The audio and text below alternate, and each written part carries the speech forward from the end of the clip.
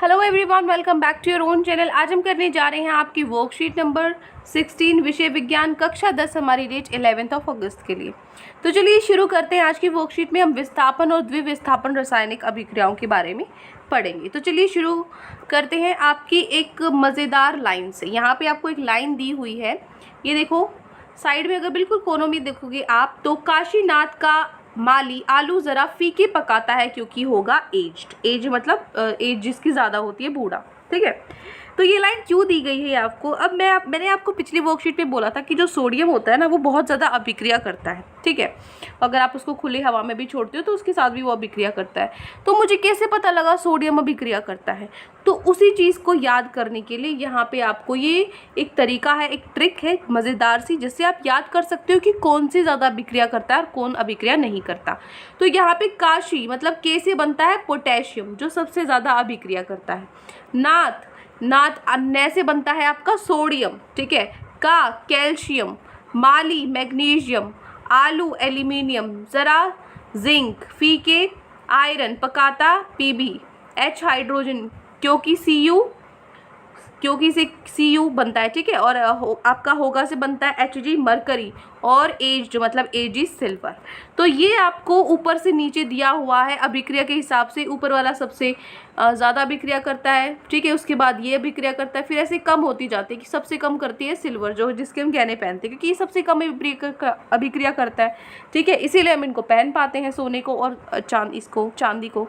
ठीक है, तो ये आपकी जो टेबल है, इससे आपको पता लग जाएगा। टेबल में देखो कि कौन अभिक्रिया ज़्यादा कर रहा है, उसके हिसाब से आप जो आपका समीकरण है वो कर सकते हो। तो ये तत्वों की प्रतिक्रियाशीलता है घटते क्रम में। सबसे ऊपर वाला सबसे ज़्यादा अभिक्रिया करता है, सबसे नीचे वाला सबसे कम। ठीक है, क्रम वाइज। अब देखो, अब आता है विस्थापन अभिक्रिया क्या होता है। देखो, विस्थापन अभिक्रिया एक रासायनिक अभिक्रिया है जिसमें जो अधिक क्रियाशील तत्व होते हैं वो क्या करते हैं, कम क्रियाशील तत्व की जगह ले लेता है। उसमें यौगिक के अंदर उसको विस्थापित कर देता है, उसकी जगह ले लेता है। ठीक है, अब देखो जो स्ट्रॉन्ग होगा, जो ज़्यादा ताकतवर होगा, वो तो अपने रास्ते से जो हल्के हैं, जो मामूली है, उनको हटाएगा ही ना। तो ठीक है, आपको इस तरीके से याद करना है कि जो ज़्यादा रिएक्टिव है, ज़्यादा अभिक्रियाशील है, वो ज़्यादा ताकतवर है, वो सब कम वाले को हटा देगा। ठीक है, उसकी जगह ले लेगा। तो उदाहरण के तौर पे जब लोहे के कीलों को कॉपर सल्फेट के विलयन में डुबाया जाता है तो कुछ समय बाद लोहे के कीलों में कॉपर जमा हो जाता है और विलयन का रंग क्या होता है, नीले से हल्के हरे रंग में बदल जाता है। ठीक है, इसकी जो यहाँ पे अभिक्रिया भी दी हुई है, ये आपका आयरन लोहा जो होता है, लोहा जब कॉपर सल्फेट के साथ CuSO4 जो नीला होता है, इसके साथ अभिक्रिया करता है तो कॉपर, देखो यहाँ पे कॉपर है और यहाँ पे आपका आयरन है, लोहा है। तो लोहा और कॉपर, यहाँ पे है लोहा, कॉपर है नीचे, ये नीचे है, ये ऊपर है। तो ऊपर वाला ज़्यादा अभिक्रिया करता है, ये ज़्यादा प्रतिक्रियाशील है। तो जो ज़्यादा ताकतवर है वो क्या कर लेगा, दूसरे की जगह ले लेगा। तो ये कॉपर की जगह ले लेगा।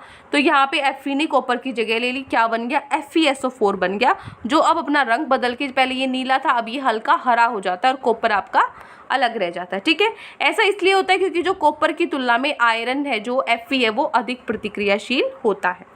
दूसरा उदाहरण देख लो, जिंक को जब आप कॉपर सल्फेट विलयन में डालते हो तो ये आपकी अभिक्रिया होती है, ZnCuSO4। तो यहाँ पे Zn है और Cu है, Cu ये रहा, Zn ये रहा, अभी भी Zn ऊपर है, ये ज़्यादा अभिक्रिया करता है।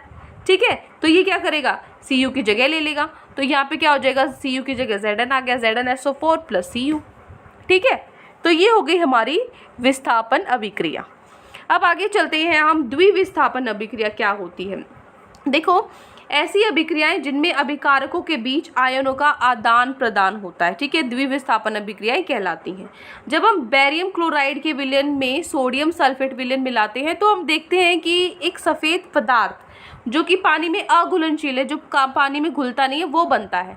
तो जो ये अघुलनशील पदार्थ है, जो पानी में नहीं घुलता है, यही क्या होता है, अवक्षेप होता है, जिसको तो इस अभिक्रिया में, ठीक है, जो कोई भी अभिक्रिया जिसमें अवक्षेप उत्पन्न करती है वो क्या होता है, अवक्षेपण अभिक्रिया कहलाती है।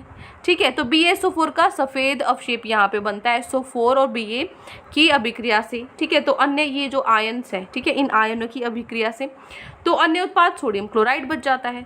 तो यहाँ पे NO2SO4 BaCl2 के साथ जब अभिक्रिया करता है तो ये क्या करता है, Na ने इसकी जगह ले ली और यहाँ पे Ba ने इसकी जगह ले ली, तो दो बार विस्थापन हो गया, तो द्विविस्थापन हो गया।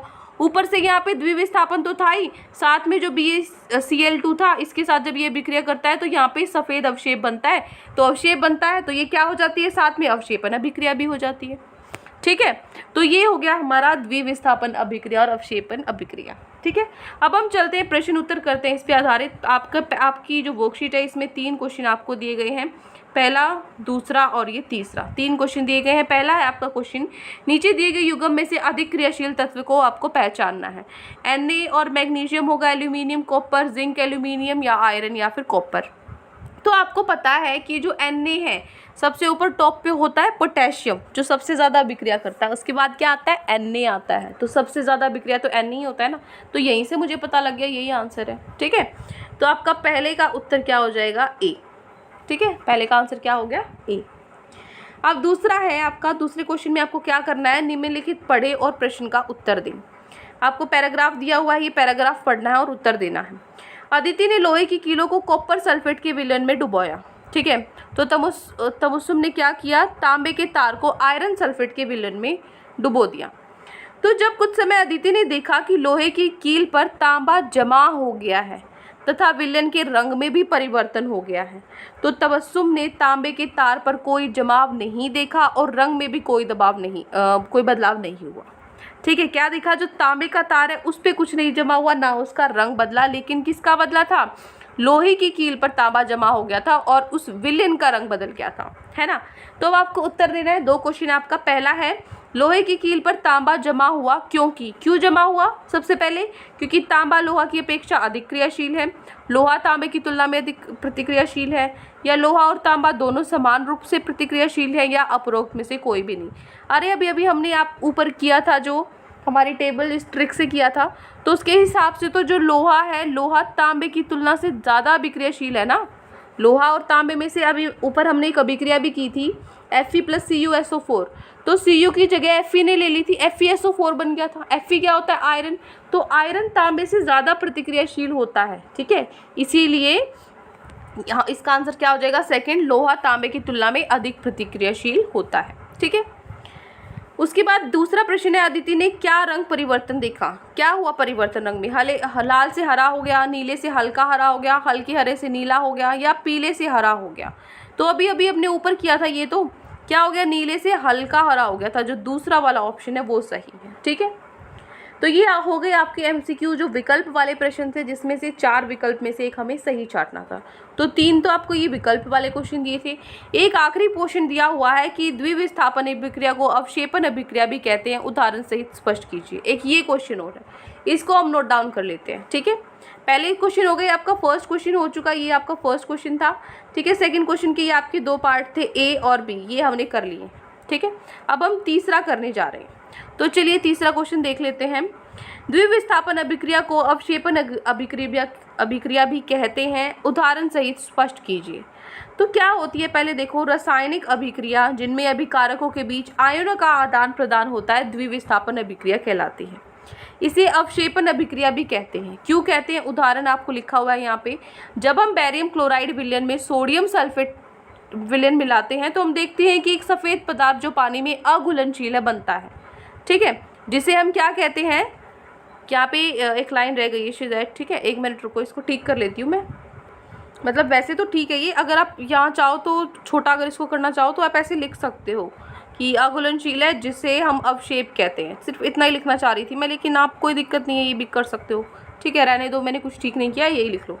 ठीक है, मैं छोटा करना था मुझे थोड़ा, लेकिन अब आप देखो 10th में हो चुके हो, आपको थोड़े से क्वेश्चन, 3 नंबर का क्वेश्चन आता है, 5 नंबर का क्वेश्चन आता है, कम से कम इतना तो लिखना ही है कि आपको अच्छे से मार्क्स मिल सके। ठीक है, बाकी आपकी मर्ज़ी, अगर आप छोटा करना चाहते हो तो जो बच्चे छोटा करना चाहते हैं तो वो लिख सकता है ऐसे, जो पानी में अघुलनशील है बनता है। ठीक है, जिसे, ये काट दो। ठीक है, इसकी जगह लिख दो जिसे। ठीक है, इसकी जगह लिख दो जिसे अवशेप कहते हैं। अगर छोटा करना है तो इतना लिख लो, बाकी ये सारा ठीक है। ठीक है, तो जो अघुलनशील पदार्थ है जो आपका घुलता नहीं है उसे हम क्या कहते हैं, अवशेप कहते हैं। तो कोई भी अभिक्रिया जो अवशेप उत्पन्न करती है उसे हम क्या बोलते हैं, अवशेपन अभिक्रिया कहलाती है। ठीक है, जैसे यहाँ पे BaCl2 Na2SO4 ये क्या बनाता है, यहाँ पे ये आपका सफ़ेद अवशेप बनाता है। ठीक है, यहाँ BaSO4 का सफ़ेद अवशेप बनता है। ठीक है, और साथ में क्या बनता है, ये NaCl है। तो ये हो गया आपका क्वेश्चन नंबर, जो 3rd क्वेश्चन है उसका आंसर हमने कर लिया है। ठीक है, ये आपको लिखना है और इसके बाद नीचे ये अभिक्रिया भी आपको लिखनी है। ठीक है, तो यहाँ पे आपकी जो वर्कशीट है वो कंप्लीट होती है। आई होप आपको अच्छे से समझ में आ गई है। कोई भी डाउट है किसी भी क्वेश्चन में तो कमेंट सेक्शन में आप मुझसे पूछ सकते हैं, और अगर आपको लेक्चर अच्छा लगे तो चैनल को सब्सक्राइब कर सकते हैं, वीडियो को लाइक कर सकते हैं। आज के लिए इतना ही, मिलते हैं नेक्स्ट वीडियो में। Till then take care, bye bye.